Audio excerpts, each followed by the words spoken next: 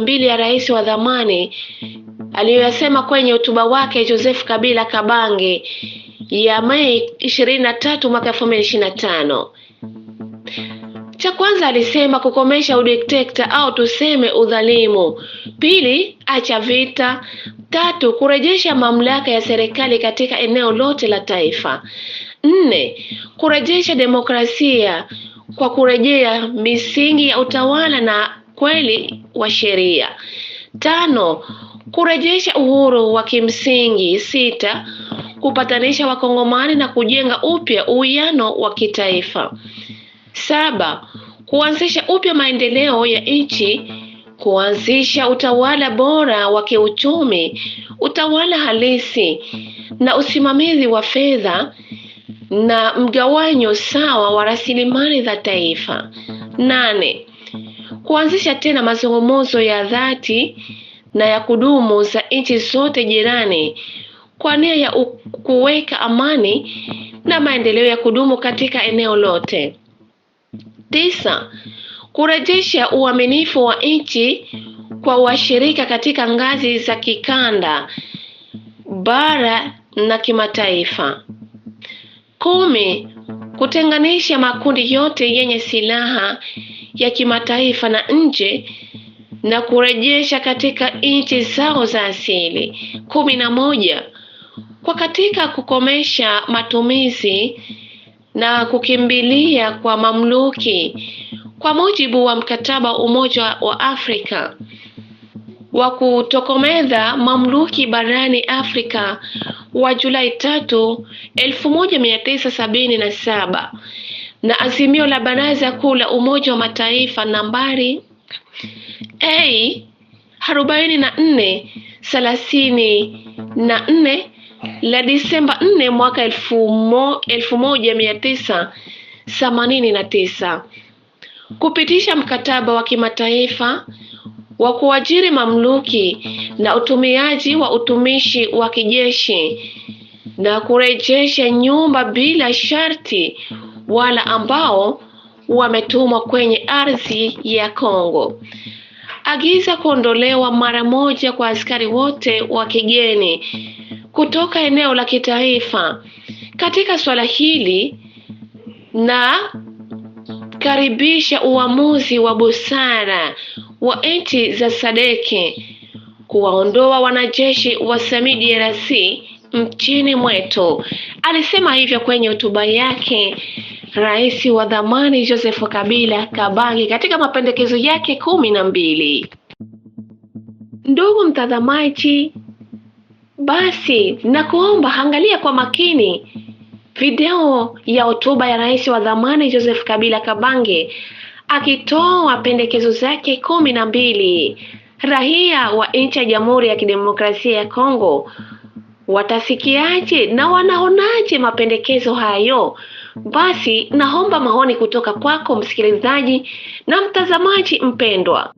Chers compatriotes, il y a 6 ans, je prenais congé de mes responsabilités en tant que président de la République, chef de l'État. Et fait inédit dans notre pays, en près de 60 ans d'indépendance.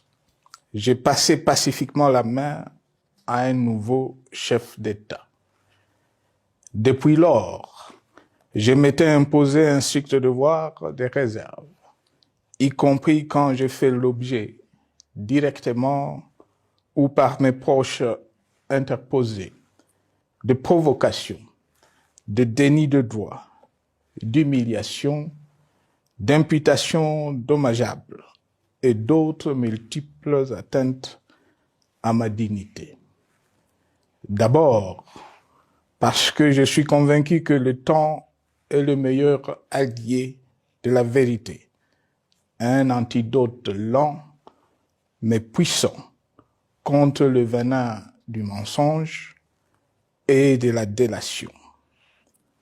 Mais aussi et surtout, parce qu'agir autrement aurait fait le jeu de ceux qui, par cette campagne odieuse, cherchaient à détourner l'attention de notre peuple de leur incapacité, aujourd'hui avérée, à répondre à ces attentes et aspirations. J'ai enfin décidé de briser ce long silence, de sortir de ma réserve et de m'adresser à vous parce que l'enjeu est de taille. Il est même existentiel.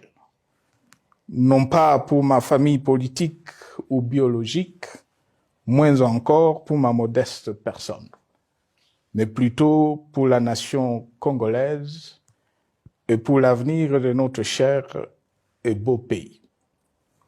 J'ai décidé de briser le silence parce qu'au vu de la situation que traverse notre pays, continuer à me taire m'aurait rendu poursuivable devant le tribunal de l'histoire pour non-assistance à plus de 100 millions de compatriotes en danger.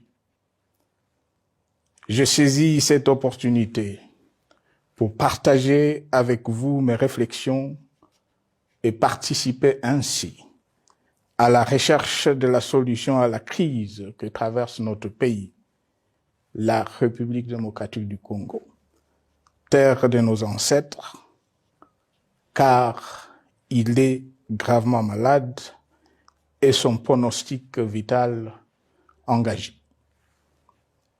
Mieux que quiconque, vous en êtes conscient, car vous en faites quotidiennement les frais dans votre chair et vous en payez le prix.